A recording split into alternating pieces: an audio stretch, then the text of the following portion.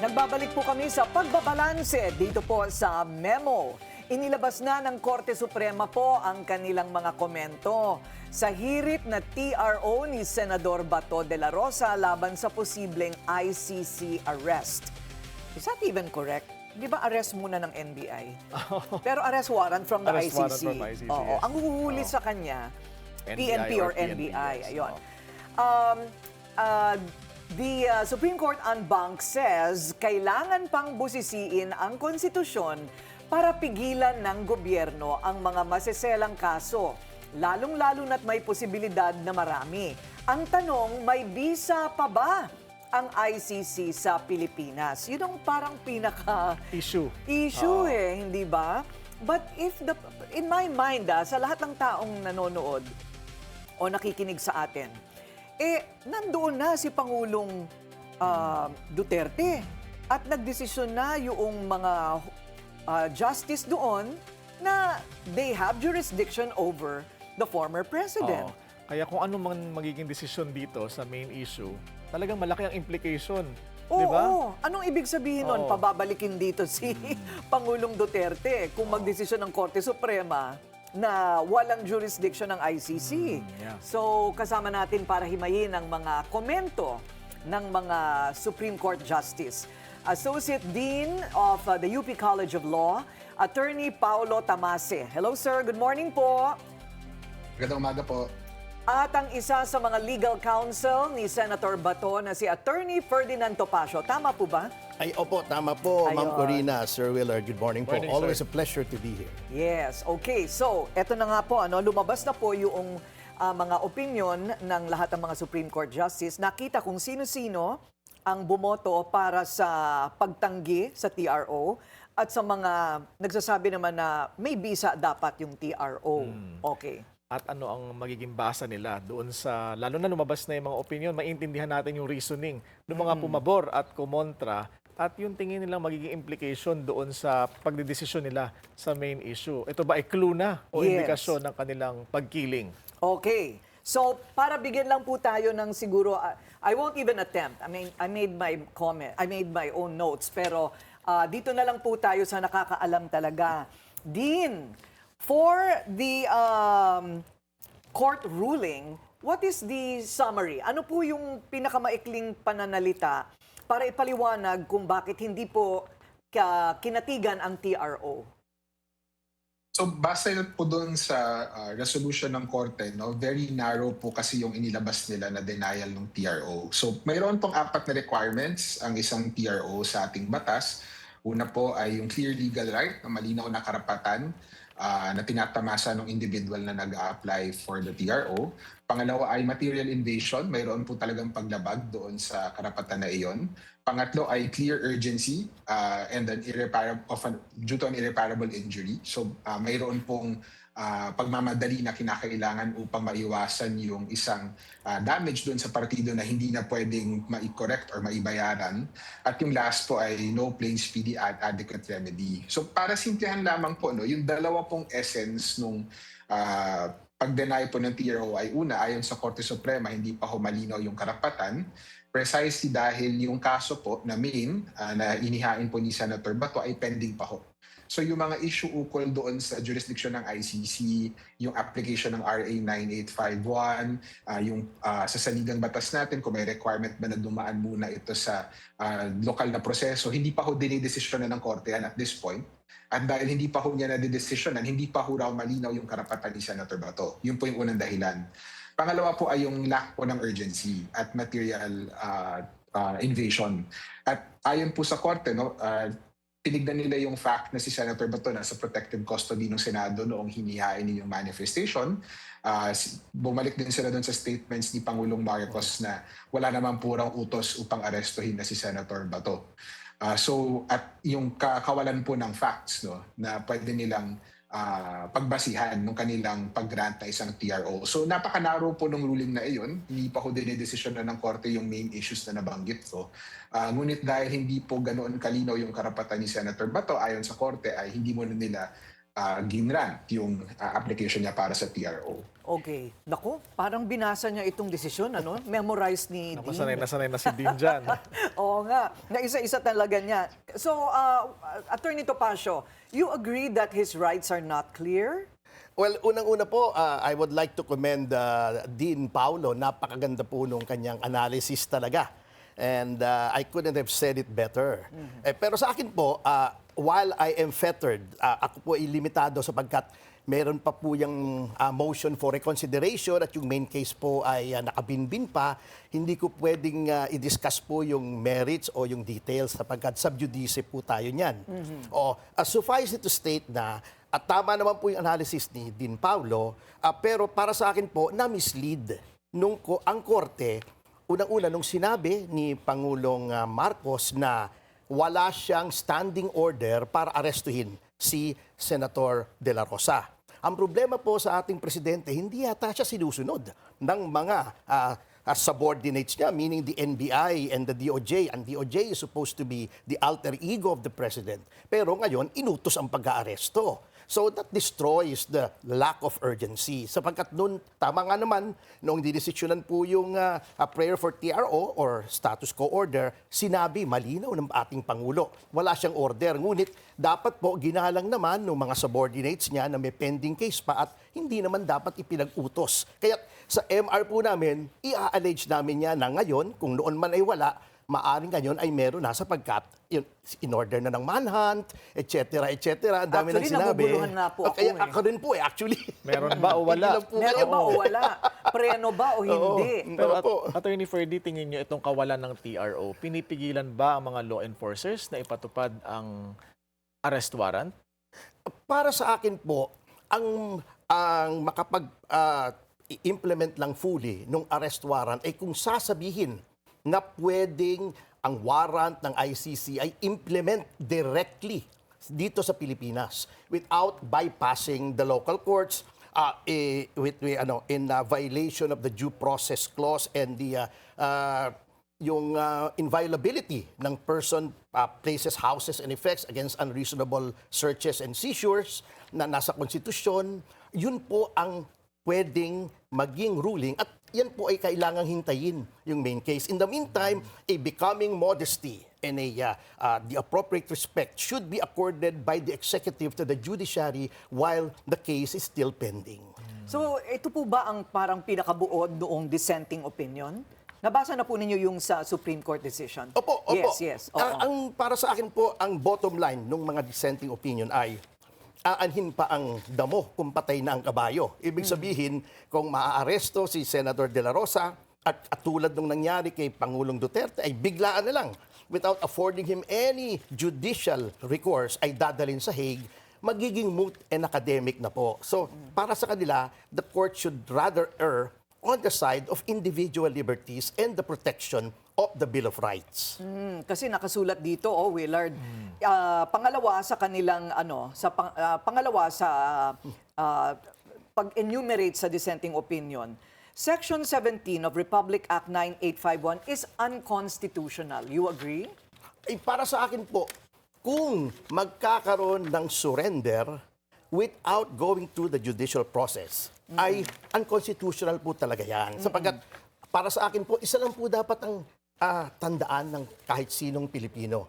Nakalagay po sa sections 1 and 2 of Article 3, no person shall be deprived of life, liberty, or property without due process, and no warrant of arrest should issue except upon an order of a judge after personally determining probable cause and after examining the complainant and the witnesses he may produce. At ang korte po, yung judge na sinasabi po sa Bill of Rights, is none other than a judge of a court in the Philippines sapagkat nakalagay sa Section 1, Article 8 ng ating Constitution referring to the judiciary, judicial power is exercised by the Supreme Court and such lower courts as the law may create.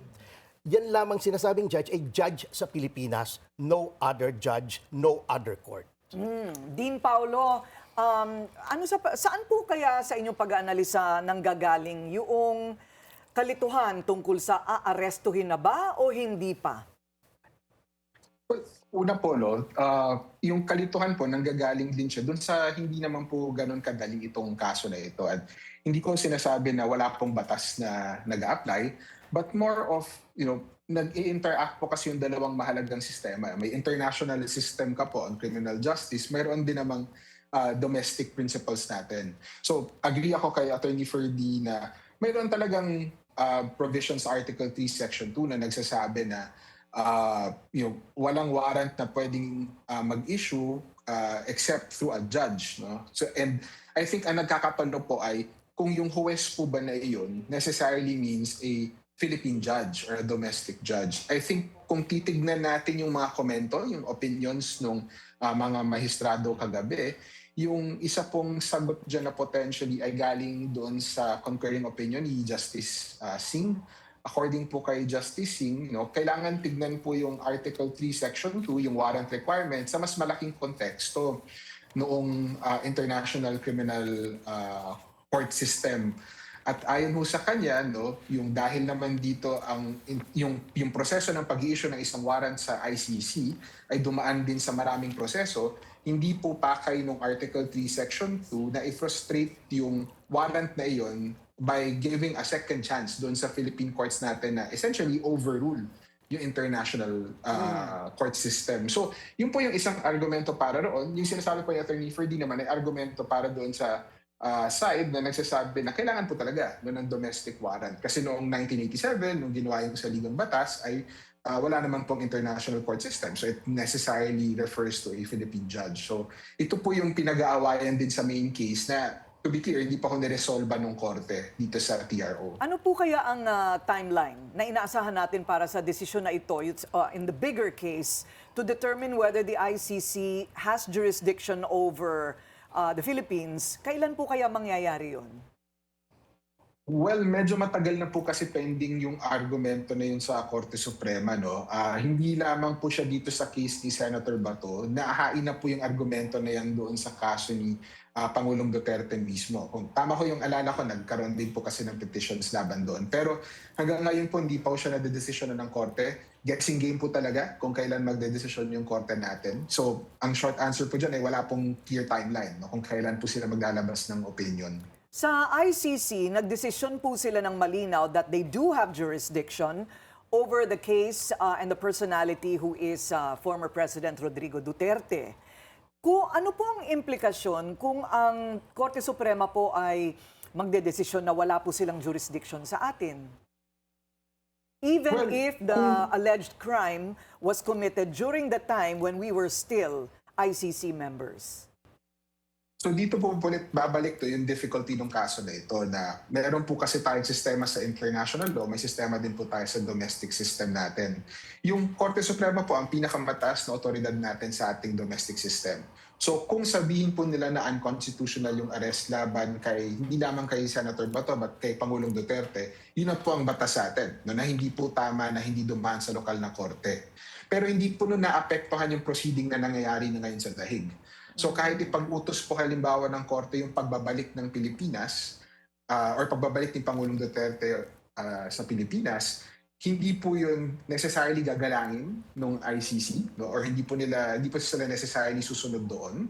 Hindi rin po magkakaroon ng kapangyarihan yung mga authorities ng Pilipinas na magpumilit pumunta sa The Hague at pumilit na kunin si Pangulong Duterte.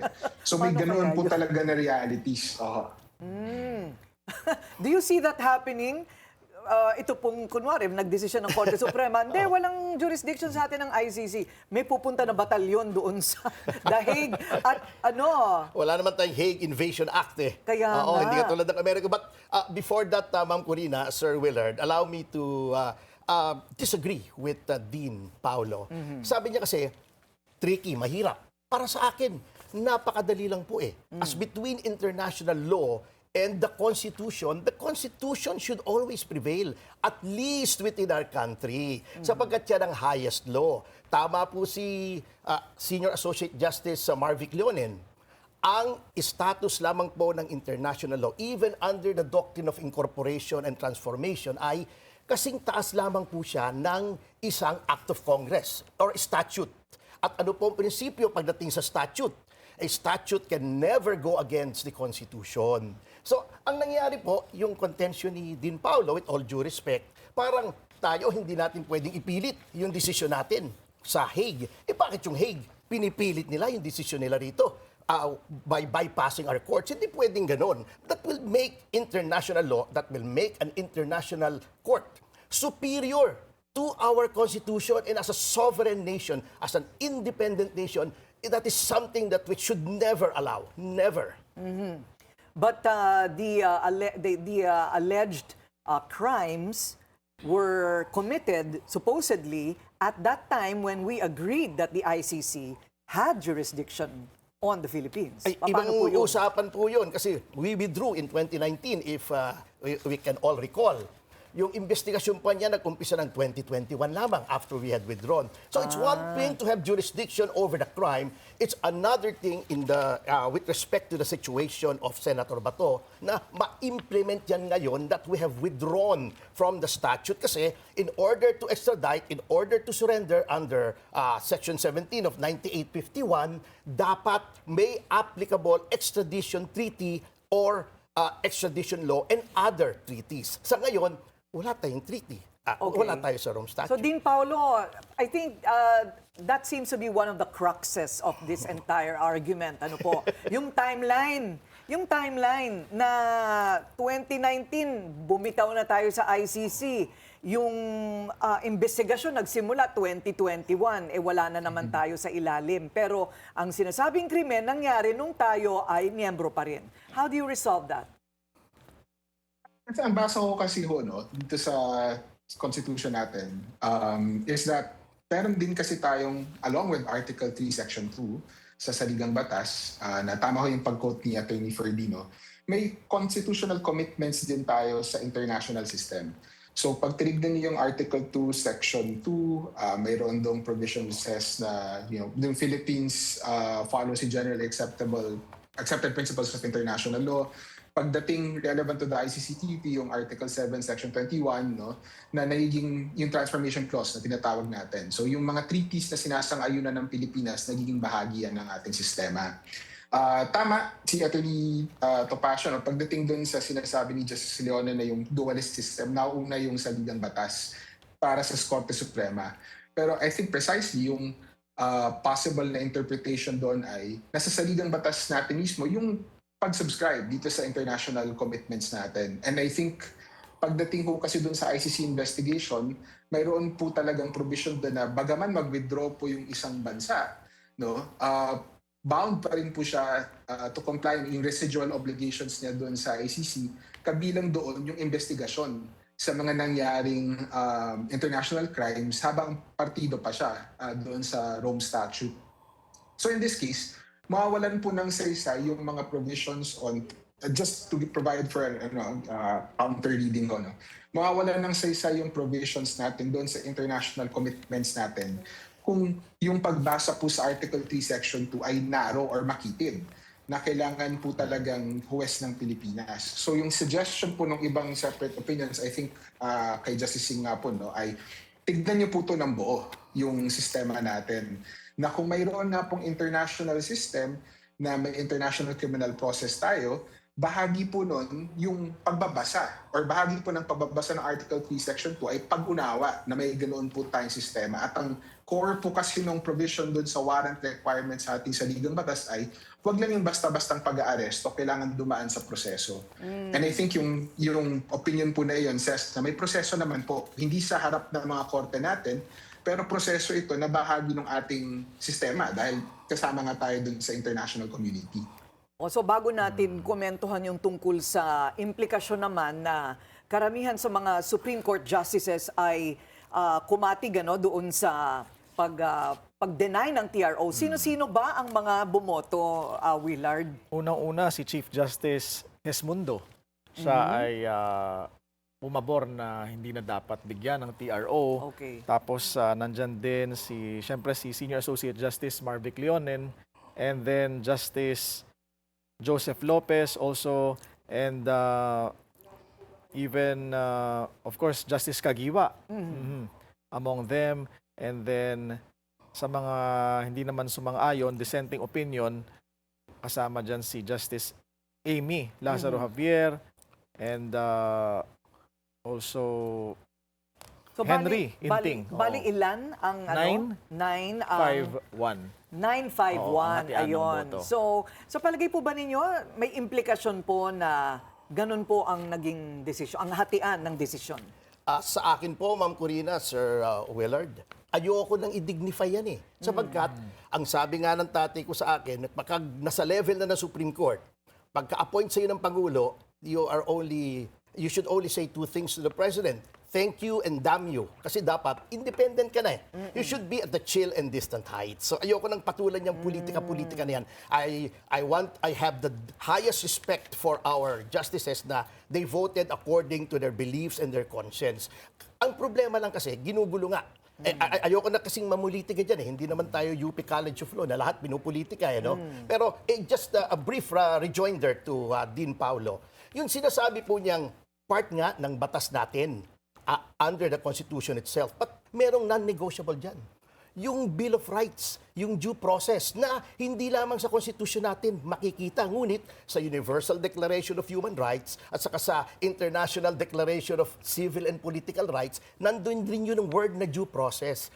Due process is something that hears before it condemns. Tanong ko kay Dean Paulo, si Senator De La Rosa ba ay na-represent nung inisyu yung warrant? Nung naglitis ba para malaman kung dapat mag-issue o hindi ng warrant, meron bang kinatawan si Senator De La Rosa? In fact, secret nga yung warrant eh. So, Dean Paulo, where is the due process there? Nadinig ba ang panig ni Senator De La Rosa? Parang Court of the Star Chamber yan nung medieval times eh, na nilitis ka, hindi mo alam. What do you think, Dean Paulo? I think maganda ko yung point no, na yung warrant proceeding nga po ay secret at hindi naman po represented yung partido doon sa warrant proceeding. Pero hindi po yun naiiba doon sa domestic processes natin. Sa domestic process din po natin, hindi naman po represented yung abogado sa judge at the warrant stage. At may issue po yung warrant na hindi talaga alam nung accused dahil po kung malalaman po ng accused ahead of time yung warrant, precisely magkakaroon siya ng incentive or reason na hindi na po tumalima doon sa utos ng korte na humarap siya sa trial. So I think na-account din po yun doon sa separate concurring opinions na napag-usapan nila yung proseso sa ICC, ano ba yung mga safeguards upang ensure na hindi lang kung sino-sino yung dadamputin ng ICC, dumaan siya through various initial investigations at independent na assessment ng ICC mismo, hindi lamang yung prosecutor. So parang I think it mirrors closely yung domestic process natin. Attorney Ferdy, na-file na ho ba yung MR? Opo, ipa-file na po namin. Ang main counsels po kasi for the Supreme Court are Attorneys Torion and Bondoc. Pero isa nga po yung i-raise namin. Kasi with all due respect to Dean Paulo, the comparison is ludicrous. Kasi dito may preliminary investigation. Dito meron kang counter affidavit. Baka meron ka pang rejoinder affidavit. At lahat yan ay mababasa ng huwes in determining probable cause. Doon walay, nada, silch. O paano mo sasabihin may due process in accordance with our standards? Mas mataas pong standards ng Pilipinas sa ICC kung ganon. Bakit pababayaan natin ang isang mamamayan mag-subject himself to standards lower than our Constitution? Para na tayong vassal state yan. Attorney Ferdy, paano nyo po i-address itong sinabi halimbawa ni Justice Singh na hindi dapat maging talisman daw o panangga yung pananagutan itong mga constitutional rights ng isang akusado? Well, that is true. But with all due respect to the good justice, we must hearken back to the fundamental principle of criminal law that accusation is not synonymous with guilt. That pronouncement seems to assume na guilty na. But in the eyes of our law, not only is accusation not synonymous with guilt, the accused is at all times presumed innocent. If we are going to presume na siya ay guilty na, at nagpapalusot lamang siya, that turns all the constitutional guarantees against arrest on its head. Parang baliktad na po. Okay. Parang parang dahil nga siya'y nasa Pilipinas, well, that's the problem of the ICC. He is still in the Philippines and he is still governed by our laws. yun ang hindi masyadong well. Anyway, pag lumabas na itong desisyon ng Korte Suprema, Attorney Topacio, Opo. tsaka na lang po tayo malilinawan. Kasi parang iniisip ko, is it possible that Dean Paulo, is it possible that if the Supreme Court decides that we are not under the jurisdiction of the ICC, mapapabalik ba dito sa Pilipinas si dating Pangulong Duterte? Well, if nagdesisyon po yung korte natin na wala po sa ICC, parang hindi ko rin po makita kung paano i-enforce ng Korte Suprema yung pagbabalik. Siguro po maaaring yung executive department natin bilang pagsunod doon sa desisyon ay mag-file ng isang request, no? Para ibalik po. Pero I think it highlights nga po yung pagkaka-unique nitong proseso na ito. Kinikilala naman natin na hindi siya normal na bahagi ng ating judicial process kasi wala pong control ang Korte Suprema sa ICC. In the same way na wala pong control yung ICC natin sa Korte Suprema, no? Magkahiwalay po talaga yung plane nila o yung spheres nila. But that said, no, yung siguro ang tanong kasi ultimately from an academic perspective sa akin ay paano po natin babasahin yung saligang batas natin kabilang na yung mga protections para sa due process at a time when pumayag tayo sa isang sistema na kinikilala na marahil hindi sapat, no, yung domestic law or domestic processes natin upang magbigay ng hustisya sa mga krimen of an international character or yung seryosong mga krimen, kabilang na yung mga crimes against humanity. So, may dalawang choices tayo eh. Una ay yung makitid, narrow talaga na reading ng Article 3, Section 2 na kailangan may warrant, kailangan huwes ng Pilipinas yung nag-issue.